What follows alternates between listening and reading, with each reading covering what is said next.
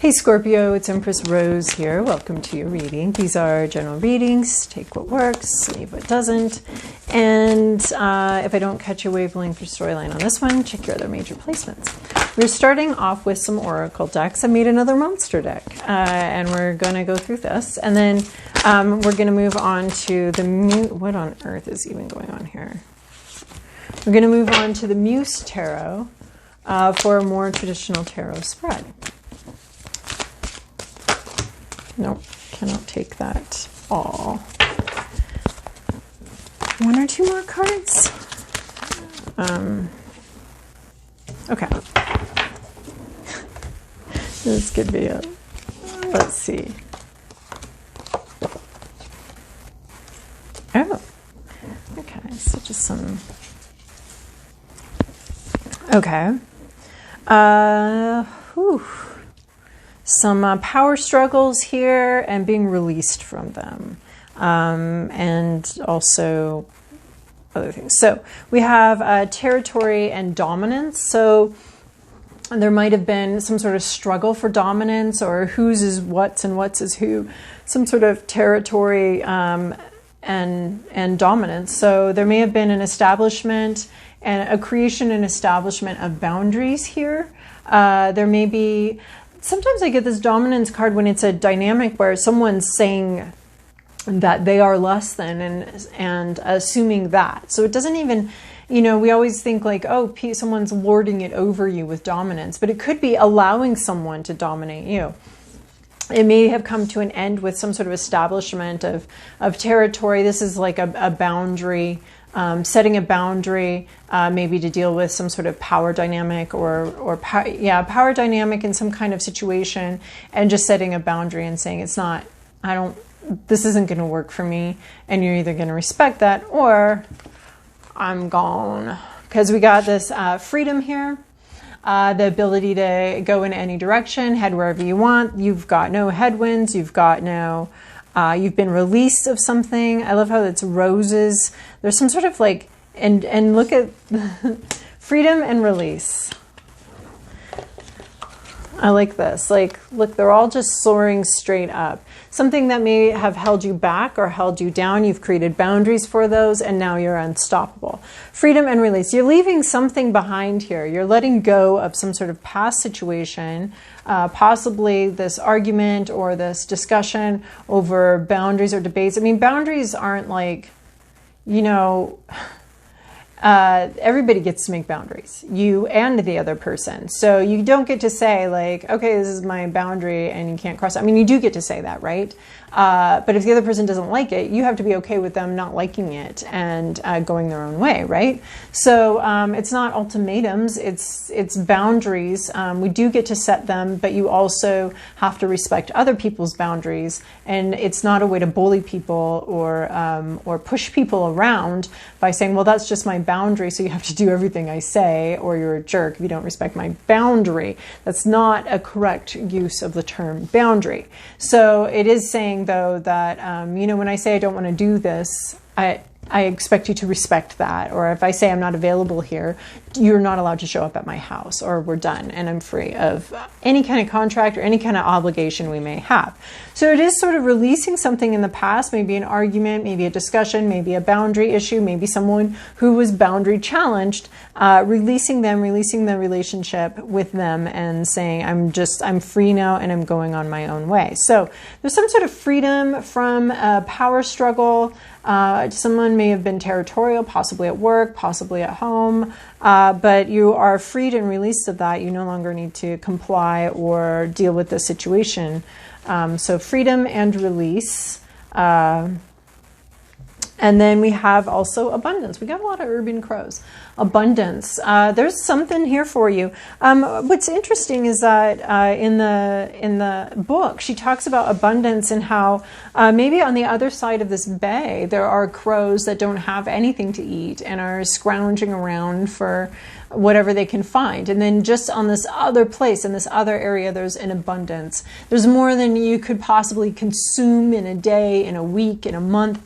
There's something coming in here, a lot of abundance, a lot of ability. And this could be where you're soaring to from a place of, of control and dominance. I just see like that abundance of freedom and being released from something, and that having something to do with your with what you have access to, with your resources, and then being very rich, very, very rich. And it might have been that someone else was hogging them, and we had to have some sort of power struggle in order to get our fair share of these riches and these goods. But you're free, and you're released of something. This could be expected. This could be unexpected. This could be your choice. This could be someone else's choice, especially if you've crossed a boundary. You may find yourself released from your job or a relationship. So there's something being left behind here. And you're released from it, and you're going to be free from something. It does have to do with abundance and gaining some sort of abundance, gaining some sort of some sort of abundance. Then we have full moon in Pisces, balance, spirituality, and practicality. So this could be, we have 2 water signs here, so it could be a very emotional situation going on here. We have full moon in Cancer, a personal issue reaches resolution. Again, this dominance, territorial issue, reaching resolution, you being freed from it, and released to go on your own way and find your own abundance. So a personal issue reaching resolution. And then balance, spirituality, and practicality. Okay, you've got your responsibilities and your dreams, your daydreams, your day job, your meditation, and balancing it with your practical things that you got to get done during the day. So your daydreams and your day job, all getting balanced and making sure you're connecting with both of those, right? All right, Scorpio. Some sort of situation transforming from something that's been difficult.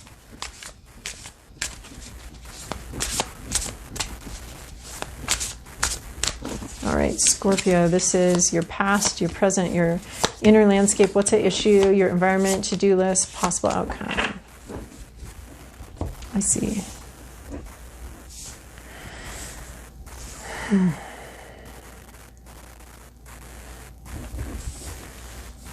In your recent past, you have the world, the cosmos. So this could be a large cycle in your life closing, but I feel like the tarot has like 4 million cards like that. We've got death, we've got tower, we've got big things changing, closing. But this does remind me that you're not who you were a year ago, right? You've changed, your world's changed, the world's changed. This always reminds me of the larger cycles of life, right? The larger orbits. Literally, the axial tilt in the orbit has so much say over our life. So the world card has, to me, to do with some of those larger cycles, including the seasons that have more say, a huge amount of say in our lives, the history, the flow of history, all of that. So there might have been a time here where you understood that you were just a little flea on this giant rock in space, and the world changing, the world shifting, and what a year it's been. So it could be that that you're just definitely have gone through some huge changes in your life. You're not who you used to be. You're not in the same position you were a year ago. You're not the same person you were a year ago. Big changes from within and without. The whole world has changed. And with that, and it's certainly had an effect on you, much like the waves of the ocean. Huge waves can have an effect on a little tiny boat or a little, inner tube out on that ocean, and it's going up and it's going down. Yeah, you can paddle, you can have a lot of say within that boat, but outside that boat, those waves are really going to be moving you around. So bigger, larger cycles at work here, shifting your life, shifting, and maybe even changing who you are on some level. In your current situation, we have 8 of voices. So this is, or this would be 8 of swords. This is feeling trapped, not seeing how you can move forward in a situation. And every time you say, I can't figure it out, you're actually the one that creates the I can't figure it out energy. So this is our card of crappy mantras, of self-fulfilling prophecies, crappy self-fulfilling prophecies, feeling helpless, feeling totally helpless. This dominance card seems to be coming in here. Feeling totally helpless, but it's more from your own mentality, your own crappy mantras telling you that you can't do something. And every time you say that, you bind yourself tighter and tighter. You put yourself into a corner more and more and more, just with your own thoughts, with your own thinking. You are much freer than you think. You are much more capable in this situation than you think. And your mentality is one of the biggest obstacles you're facing right now, is your own view of yourself, of your own power, and of the possibilities. You do not appear to be open to infinite possibilities, or even open to the possibility of your own power. You may be receiving that power, but what you're radiating out is a sense of powerlessness, and that is being generated from deep within you.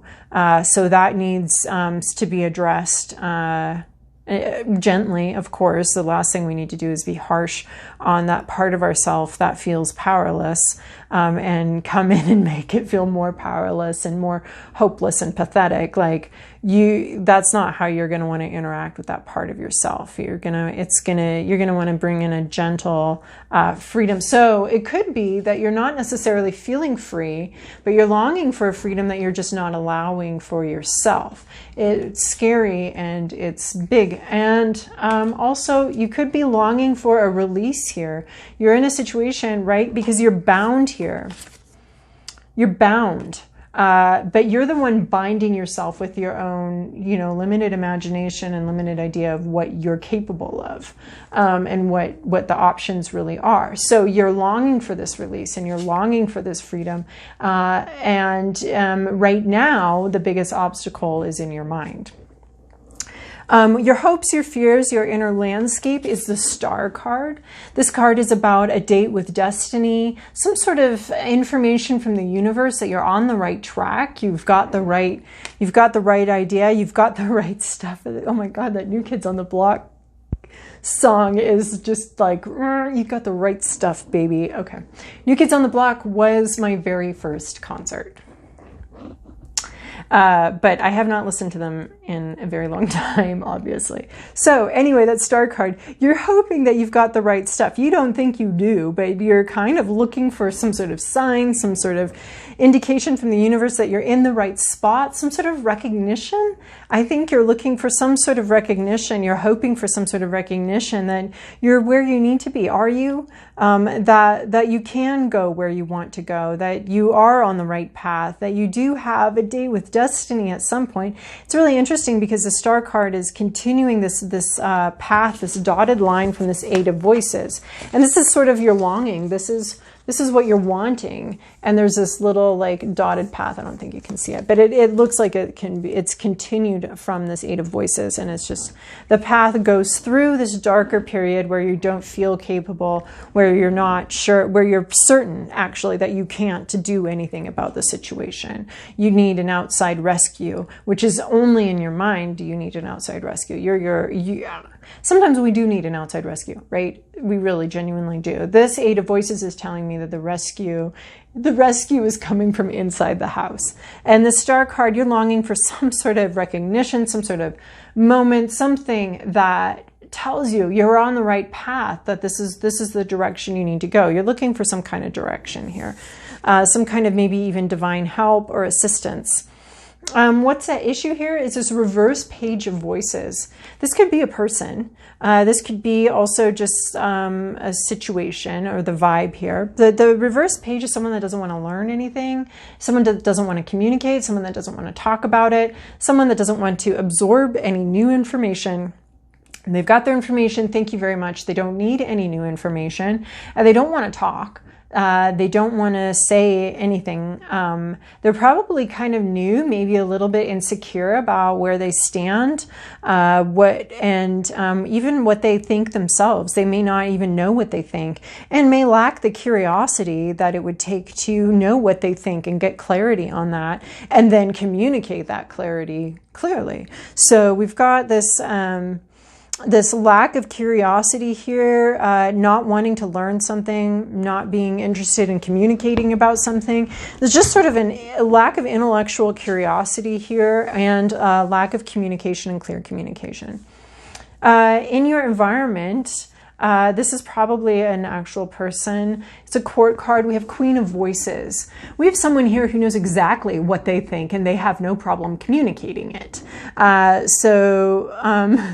They can come off as a little bitchy, but look at all her sharp lines here. She's got some sharpness to her, but they can come off as a little bitchy, but if she's in the upright, I see her as just, she knows what she thinks. You know, we might not be used to this person, or we might not be used to people that know what they think. And it can be a male or a female. This person, so I'll shift that because I just automatically started going with female pronouns. But this person, they don't really take time to pussyfoot around, or they don't take time to soften what they're saying, or prepare the soil. They're just gonna like drill down and put the seed in of what they're saying. You know, they're not gonna like fluff anything. They're not gonna gentle anything. They're just, here's the truth, but it's my truth, right? The queen is not concerned with the larger picture. She's not concerned with the whole kingdom. The queen is concerned with, what does she have to say? What does she think? So this is someone who's very opinionated, and they're sharing their feelings. They're definitely not holding back. It's the opposite vibe of this. Although they could be part of this vibe of lacking curiosity. They already know. They know what they think. They know where they stand. They know what they believe. They don't need to ask questions. This could be someone who's not wanting to ask any questions, doesn't want to know what you feel, how you think, doesn't want to know. I mean, we're talking about a dominant situation, and I'm really seeing this. I mean, look at all the crows and ravens in this. I don't know if these are crows or ravens. It's just like a small difference between the two species. So this person, they could be very territorial. They could be very dominant. They're very clear on what they think. They might not give a shit what you think. They certainly haven't asked about it. That's what I'm getting from this card. Not asking your opinion, not asking what you think, not asking what you want, and probably not really even caring. They're very focused on what they want and what they think. Your to-do list, the energy that you are meant to interact with here, is a 7 of Voices. I should look up more at my phone because so the 7 of Voices is about sneaky behavior, which is fine because it's not ideal. But when you're dealing with someone that's literally not interested, not listening, not asking questions, and does not care what you think at all, why would you continue sharing what you think with them? Why they don't want that. So this is almost like I'm hearing that song. This is a very musical little reading here, Scorpio. I'm hearing that song, just slip out the back, Jack.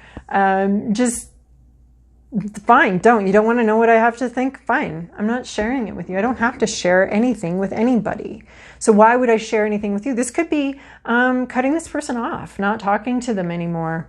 I do not recommend that, but there might be a time, but there is a time and a place for it, especially if someone's bullying and has a way of twisting everything you say around and is genuinely not even trying to listen or hear what you have to say. That's a time to then accept the reality, thank them for being so clear about who they are, and take your toys and go home, because this is supposed to be an open conflict, but it feels like if you engage in open conflict with them, it's always a losing battle.